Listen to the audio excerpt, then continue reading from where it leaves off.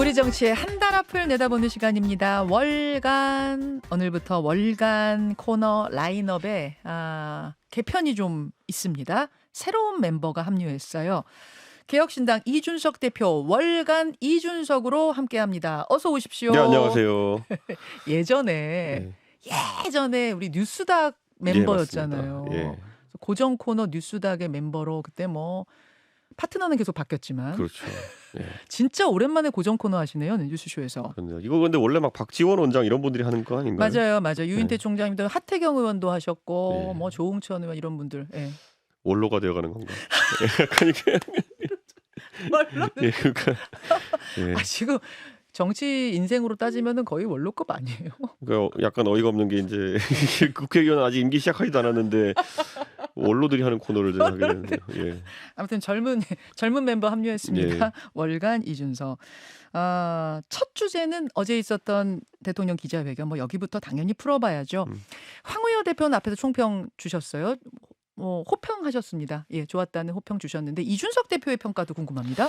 저는 대통령께서 어쨌든 용기 있게 소통에 나서신 것에 대해서는 저는 진짜 액면가 그대로 굉장히 좋게 평가합니다. 좀 자주 하셨으면 좋겠어요. 예.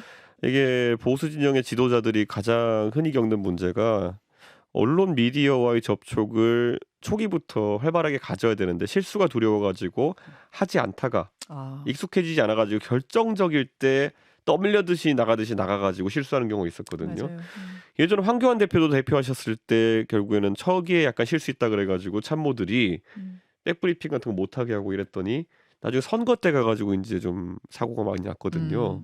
뭐 한동훈 위원장도 비대위원장 하면서 언론 인터뷰 잘 하지 않고. 맞아요. 저는 대통령께서 임기 2년 차고 다소 늦은 감은 있지만은 이런 소통을 강화하시는 게 좋다. 예. 일단 소통의 물꼬를 텄다라는 측면에서는 좋은 점수를 줄 수 있을 것 같고 내용은 어땠습니까?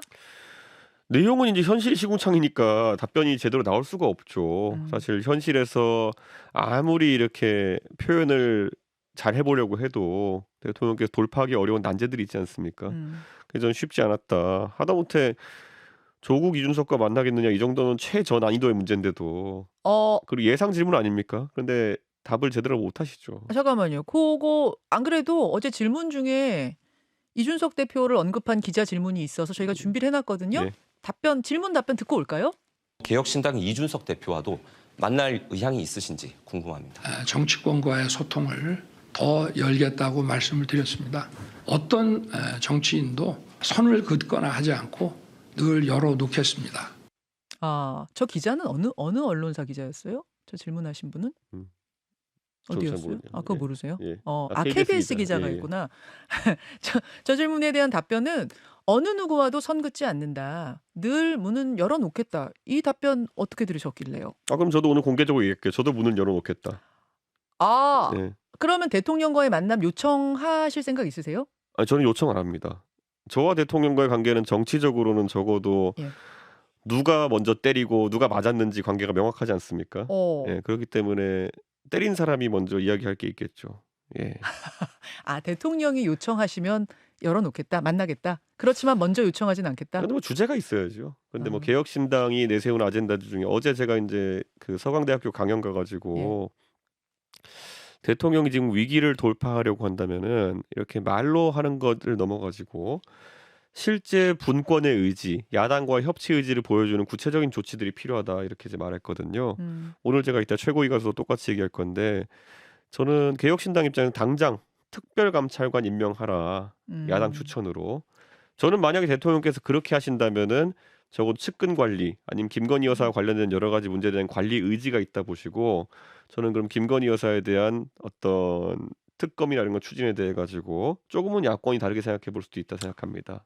특별감찰관을 만든다고 하면 지금 김건희 여사 특검법 어제 거기에 대해서는 부정적인 이야기를 했거든요. 수사 결과 지켜봐야 된다고. 저는 도이치모터스는 이거는 뭐 지금 수사가 미진하기 때문에 해야 된다 이렇게 생각하고요. 하지만 저 양평고속도로는 국정조사 정도가 맞다. 특검은 아니다. 왜냐면 특검은 되게 수사를 이제 뒤에서 하는 건데 오히려 국정조사로 이런 행정면에 있었던 것들은 공개적으로 다루는 것이 좋다 이렇게 보고 저는 솔직히 그 명품백 문제 같은 경우에는 특검이나 이런 수사에 이르지 않았으면 좋겠다는 생각입니다. 그래요? 왜냐하면 이미 영상을 다 봤잖아요. 예. 그러니까 김건희 여사가 허심탄회하게 이런 네. 것들이 재발 방지되도록 하겠다. 국민들께 죄송하다 이야기하고 어. 그리고 또 본인이 특별감찰관 직접 예 그리고 본인이. 특별감찰관 제도를 통해 가지고 이런 부분 앞으로 보완할 수 있게 하겠다. 음. 정도로 하고 그러면 이거 뭐 김영란법이라든 것이 사실 규정은 있는 거니까 뭐 약식으로 뭐 이 형사적으로 다룬다든지 음. 요렇게 넘어갔으면 좋겠다는 생각이거든요. 아, 그래요. 근데 그런 걸 위해서는 대통령이 아까 말했던 건 특별감찰관 제도를 받아들이고 네. 두 번째로는 이건 약간 대통령이 결심이 필요한 부분인데 감사원장의 임명 권한을 야권이나 의회에 줬으면 좋겠습니다. 어. 지금 저는 개헌을 하면 꼭 이거를 우리도 바꿔야 된다 생각하는 게 감사원이 사실 권한이 막강합니다. 음. 행정부가 막무가내로 나갈 때 이것을 견제할 수 있는 능력이 있거든요. 물론이죠. 그래서 실제로 문재인 정부 시절에 최재형 감사원장 같은 분들도 제 역할을 했던 것이고 네네. 그리고 이건 수사나 이런 것에 비해 가지고 훨씬 상시적으로 할 수 있는 겁니다. 음. 그렇기 때문에 저는 대통령께서 행정부의 여러 가지 잡음을 음. 야권에서 감사원을 통해 통제할 수 있게 한다고 하면은 음. 저는 그건 합리적인 권력의 분점이라 보거든요. 음. 그런 걸 좀 하셨으면 좋겠다. 예, 특별감찰관 설치하고 김건희 여사가 사과하는 정도에서 그 예. 명품백 문제에 한해서는 좀 그렇게 처리하는 게 좋지 않을까 말씀하셨는데 어제 대통령은 사과한다는 표현을 처음으로 썼거든요. 이 문제에 예. 대해서. 지난번에는 박절하게 끊지 못해서 이제 뭐 아쉽다 이런 정도 표현이었다면 그 사과한다라는 표현 자체에 대해서 어떻게 보세요? 저는 뭐 그건 긍정적으로 평가합니다. 긍정적으로. 제가 뭐 편의상 제가 방금 전에 김건희 여사의 직접 사과라 얘기했지만은 예. 대통령께서 그 정도 표현하셨으면은 예. 적어도 김건희 여사와의 그런 상의가 있었을 것이다라고 저는 봅니다. 그렇기 아. 때문에 저는 김건희 여사 굳이 육성으로 나와서 그렇게 하지 않아도 아. 사과 표현은 그 정도 됐다. 하지만 재발 방지 조처는 더 필요하다. 특별감찰관 제2부속실에 대해서는 어떻게 보세요? 어제 그 언급은 없었던 것 같은데. 제2부속실은 저는 사실 원래 대통령실의 비서실이라는 것이 예.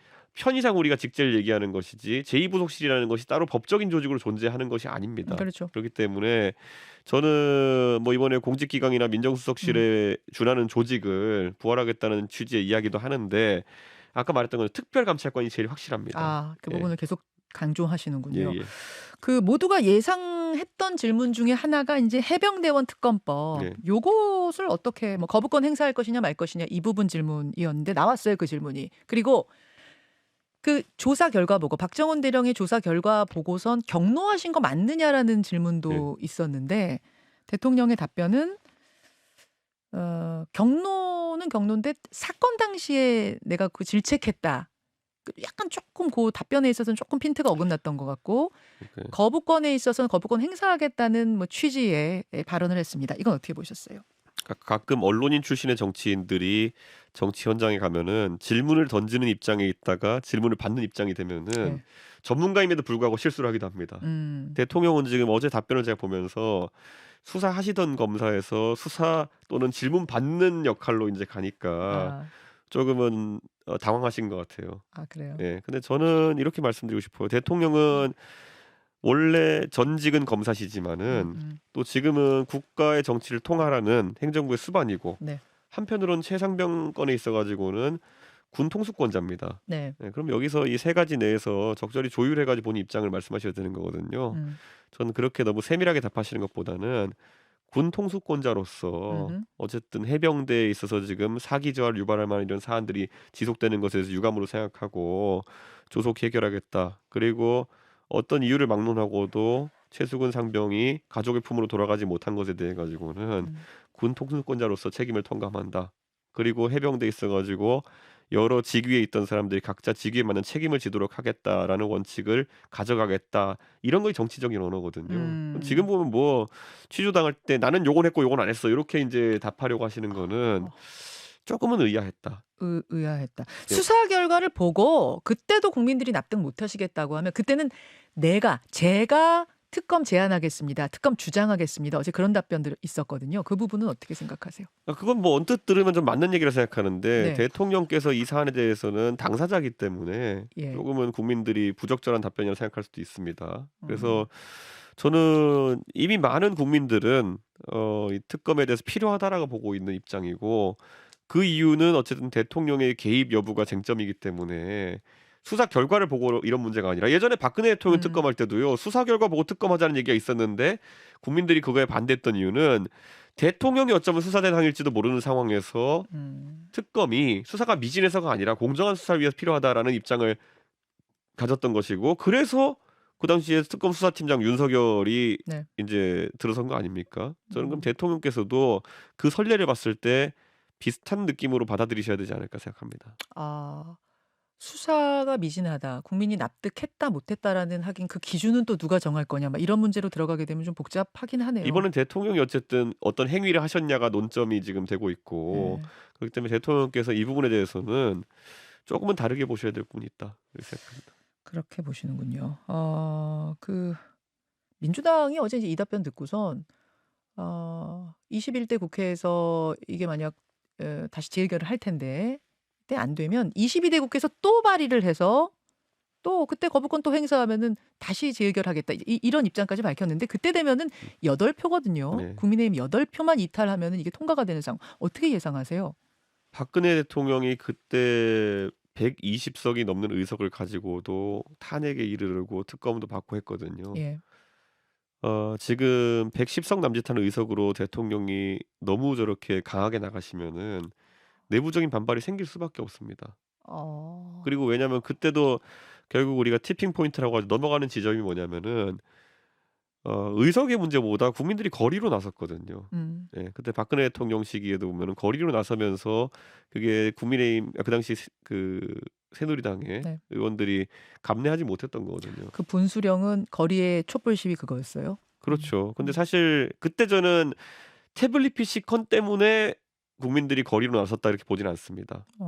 그때도 보면 박근혜 정부 4년 차, 3년 차인 상황이었고 네네. 그때 그 앞에 누적되어 있던 정권에 대한 불만들이 다 같이 터져가지고 음.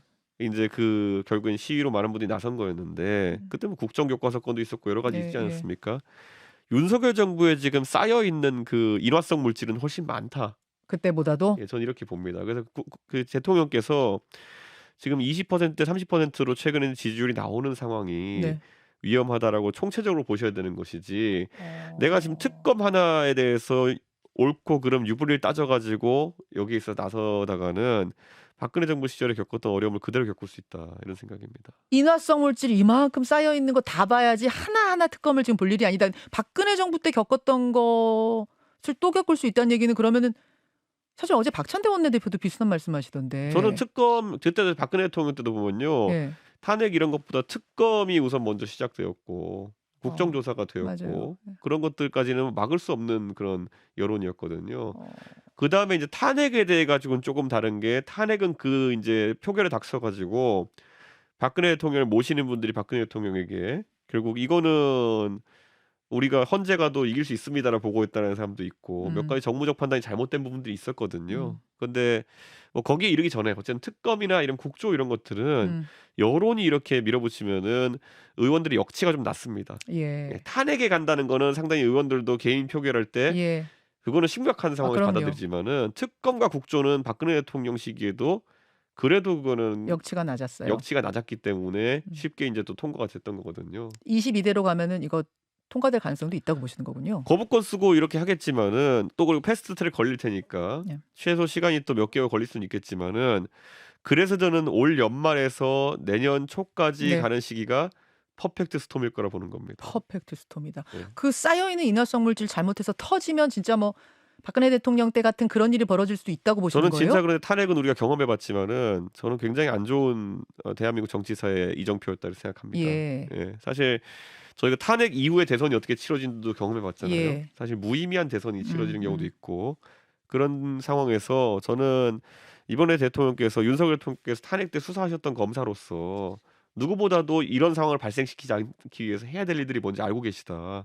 용기를 내시라 이렇게 말씀드리고 싶습니다. 월간 이준석 함께하고 있습니다. 정리하자면 총평이 몇 점이에요? 기자회견이요? 예. 저는 그래도 뭐 7, 80점은 드리겠습니다. 7, 80점. 예. 아. 왜냐면은 대통령께서 어제 보여준 모습들은 답변을 하시려고 했지만은 너무 어려운 난제가 많아가지고 속 시원한 답변을 못 하신다 정도였지 예. 위기 의식은 느끼고 계신 것 같아요. 그래요. 예. 7, 80점이면 사실은 이준석 대표와 윤석열 대통령 관계 생각할 때는 꽤 높은 점수 주신 거 아니에요? 저는 대학에서 C 정도면 항상 좋은 학점이라 생각하면서 대학을 다녔던 경험이 그럼 있습니다. 7, 80점이면 B 되는 것 같은데. 네.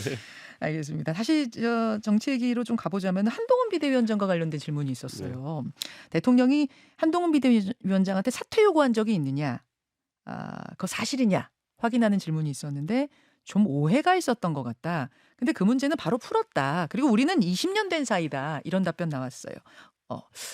지금 윤석열 대통령하고 한동훈 비대위원장 사이가 진짜 어떤 건가요?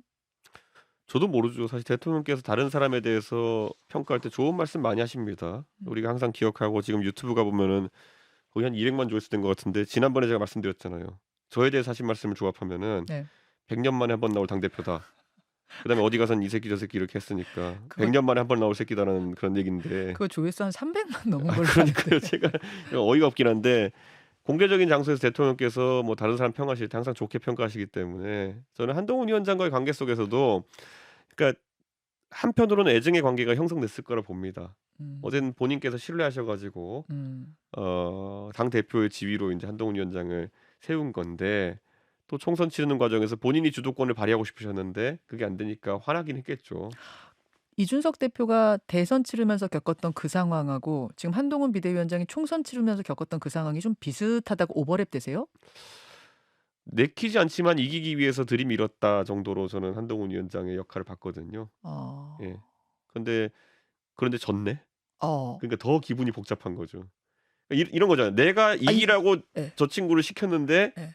이기진 못했고 예. 그리고 중간에 내가 하라는 대로 말 안 들었는데 졌다. 어. 그러니까 이게 약간 복잡한 거죠. 그러면 이준석 체리답은 그때보다 더 안 좋은 거예요, 상황이? 이준석은 이기긴 했는데 예. 그걸 인정하기 싫으니까 너 때문에 크게 이길 거 작게 이겼다. 뭐 이렇게 논리가 좀 다르게 갔는데 어허. 여기는 이기질 못했으니까 누구 탓이냐 갖고 싸우고 있으니까 지금 예. 좀 더 분위기가 안 좋죠. 더 분위기가 안 좋다. 그렇죠. 지금은 명시적으로 봤을 때 한동훈 위원장이나 그 측근 인사들이 봤을 때는 대통령이 총선 과정에서 모래주머니였다라고 네. 생각하는 거고 대통령 입장에서는 내가 하는 대로 했으면 좋겠는데 제가 막 새로운 거 시도하다가 뭐 잘못된 거 아니야? 뭐 이런 생각도 하실 거거든요. 그래요. 이준석 때보다 더, 그러니까 이준석 대표 쫓겨날 때보다 더 분위기 안 좋은 상황인데 한동훈 비대위원장은 전당대회 나온다 만다 막 이런 얘기가 무성하거든요. 어떻게 할 걸로 보세요?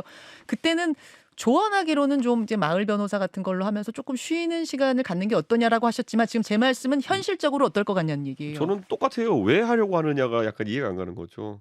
어, 원외 당대표 하면은 이제 선거 지휘하거나 뭐 어떤 명시적인 역할이 있어야지 당에서 영이 서거든요. 네. 저는 그때 대선과 지선을 앞두고 있었으니까 선거를 이겨주세요 제발 요런 약간 당원들의 심리와 이런 것이 겹쳐져서 제가 당대표였던 건데 지금 2년 동안 선거가 없는데 한동훈 위원장이 어떤 식으로 이 지지율 위기를 돌파할 것이며 어떤 식으로 한동훈 위원장이 영을 세울 것이냐. 어, 저는 그거는 좀 오히려 왜 하려고 하는지가 약간 이해가 안 되거든요. 왜냐면은 지금 다음에 나올 수 있는 기회가 정치에 등판할 수 있는 기회가 뭐 너무 멀어요. 지선, 대선 다 멀기 때문에 이번 기회에 등장해서 다시 뭔가 당에서 역할을 하는 게 낫지 않겠냐라는 지지자들의 바람도 있고 뭐 본인의 판단도 있을 수 있는 거 아닌가요? 저는 한동훈 위원장이 오세훈 시장이랑 식사 한번 하시는 걸 추천합니다. 왜요? 그러니까 오 시장님도 사실 굉장히 훌륭한 정치인이고 하지만은 주변 측근들이나 이런 분들하고 소통하다가 이제 성급한 복귀도 여러 번 이제 겪으신 것 같고 예. 그리고 또 결국에는 운때가 아주 좋아서 네. 또 그 축적된 어떤 그 서사가 결국 오세훈 시장을 다시 또 이제 서울시장이라는 중요한 자리로 만들었다 이렇게 보거든요. 네. 근데 저는 한동훈 위원장이 어차피 제가 봤을 때 도전할 자리는 서울시장 음. 아니면 대통령 아니면 어디 수도권의 중요한 보궐 이 정도일 것 같은데요. 그거 이기는 게 만만치 않습니다. 그럼 지금 서사를 쌓아 나가야 되는 건데 지금 대표가 된다 한들 음흠. 그러면 윤석열 대통령이랑 싸우는 서사 아니면은 또 뭐 새로운 걸 해야 될 텐데 사실 비대위원장 할 때도 못 보여줬는데 뭐 대단한 새로운 어떤 이미지를 보여줄 것 같지는 않거든요.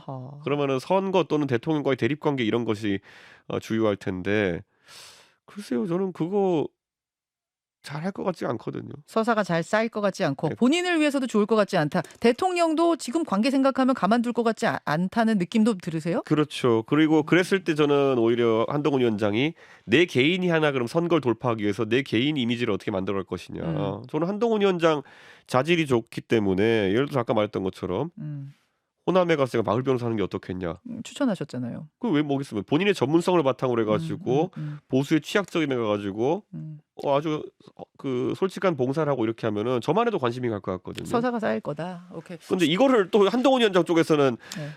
이렇게 곡해하다가 너는 대표감이 아니니 가서 마을 변호사나 해라라고 이준석이 얘기했다. 세상이 그렇게 비틀어서 보이기 시작하면요. 아무도 조언해줄 수가 없어요. 아니, 경쟁자라서 그러는 거 아니야? 또 이런. 세상을 그렇게 베베 꼬여서 보는 사람들 옆에서 조언하고 있으면요. 이거는 정상적인 그런 정치 집단이 아닙니다. 근데 나올 것 같아요? 안 나올 것 같아요? 주변에 나오라고 하겠죠. 근데 안 나올 것 같습니다. 제가 봤을 때는. 아 진짜? 여기 물리면 큰일 납니다. 그렇게까지 예. 자, 이 시간이 별로 없는데 그 한참 논란이 있었던 게 비선 논란이에요. 영수회담에 비선이 뭐 있었냐 없었냐. 근데 임혁백 교수, 함성득 교수 이분들이 스스로가 비선이다 하면서 언론 인터뷰를 자청해서 한 거 보면 이게 진짜 완전 소설인가? 저는 그런 생각이 드는데 대통령실하고 이재명 대표실에서는 그런 일 없었다고 하고 어떻게 생각하세요? 저는 함성득 교수가 저도 개인적으로 알고 교류하는 분이지만은 잘 아세요? 예, 잘 압니다. 그런데 전혀 그렇게 뭐 본인의 이름을 앞세우려고 하거나 이런 쪽에 욕심이 많은 분은 아닙니다. 그래요? 예, 원래 대통령학을 연구하는 분이고 예. 그래서 뭐 여러 대통령에게 좋은 조언들 많이 하신 분이고 저는 이번 인터뷰라고 하는 것은 오히려 양측에서 어느 정도 참 이례적인 영수회담이었기 때문에 물밑에서 있었던 좋은 협의를 좀 표현하려고 했던 것 같다. 저는 그래서 이건 제가 봤을 때는 어느 정도 기획된 인터뷰였다고 생각하고요. 기획된 골발된 어떤 이런 유출이라 보기보다는 누가 그럼 나가서 인터뷰 하라고 했을 거란 얘기인가요? 거기까지 잘 모르겠습니다만 함성득 교수가 그렇게 두서없이 아니면은 예. 막무가내로 움직이시는 분은 아닙니다. 그래요? 예. 나를 좀 돋보이게 하기 위한 이런 건 전혀 아니라고 보세요? 그 경기대학교 정치대학원 원장이고 네. 이미 사회적으로 저명한 분이기 예, 때문에 뭐 나를 띄우려고 이렇게 하실 분은 아니고 아니다. 다만 이제 내용의 디테일을 보면 가장 논란이 됐던 부분이 뭐 그런 거잖아요. 이재명 대표가 불편할 인사는 뭐 쓰지 않겠다 뭐 이런 것들. 예, 이거는 제가 봤을 때는 누가 발화했는지는 확실하지 않습니다. 음. 예를 들어서 이명백 교수가 말씀하시고 함 원장이 거기에 대해서 뭐 사실상 맞다고 인정한 것인지 아니면 함 원장이 먼저 발화한 것인지 그런 기술적인 문제는 있을 수 있겠으나 저는 그 외의 내용들은 뭐 공개되어도 크게 문제 없는 내용들이었고 오히려 그런 여러 라인이 가동되는 거는 좋은 겁니다. 예. 우리가 외교를 할 때도 국가 간의 공식 채널과 함께 비공식 채널들이 같이 가동되는 아니, 거거든요. 가동은 될 수 있어도 이게 드러나는 거는 완전 별개의 문제잖아요. 아니, 민간인인데. 저는 협상의 주역이나 이런 것들은 나중에 외교 협상 뒤에도 우리가 알게 되는 경우가 있거든요. 스포츠 외교 같은 경우에도 보면은 기업 회장이나 이런 분들이 뒤에서 막부 역할을 하기도 하고요. 저는 그래서 이거는 좀 아까 그 내용 이재명 대표가 곤란하게 생각할 인사는 쓰지 않겠다. 요거는 문제 있는 내용이라고 생각하고요. 예. 이게 나간 건 좀 아쉬운데 나머지 이런 여러 라인이 가동되는 건 좋다 이렇게 봅니다. 그렇게 보세요. 함성득 이게 함성득 원장이 그럼 주변에다가도 좀 이런 역할들을 하고 있다는 이야기도 좀 했습니까? 흘렸습니까? 함성득 원장이랑 뭐 간헐적으로 저도 소통하긴 하는데요. 대통령께서 어떤 이재명 대표와의 관계 개선을 모색하시려고 하는 것 같다라는 그런 뉘앙스의 이야기는 몇 번 저도 들은 바가 있습니다. 아 언제쯤에요?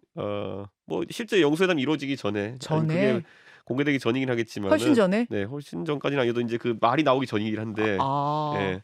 근데 뭐 저는 그런 역할이 꼭 필요하다 봅니다. 예. 알겠습니다. 왜냐하면 지금 공식적으로는 양쪽에서 서로 뭐 범죄자다 뭐 이런 말 해왔기 때문에 예. 바로 물꼬를 트기 어려운 부분이 있었을 거거든요. 예. 예. 그 부분에 대한 시각은 조금 다르시네요. 예. 이제 비선이냐 아니냐. 전 대화는 물론. 어떤 식으로 하는 걸 저는 항상 좋아합니다. 예. 알겠습니다. 여기까지 오늘 말씀 듣죠. 이준석 대표 월간 이준석 고맙습니다. 네, 감사합니다. 김현정의 뉴스쇼는 시청자 여러분의 참여를 기다립니다. 구독과 좋아요, 댓글 잊지 않으셨죠? 알림 설정을 해두시면 평일 아침 7시 10분 실시간 라이브도 참여하실 수 있습니다.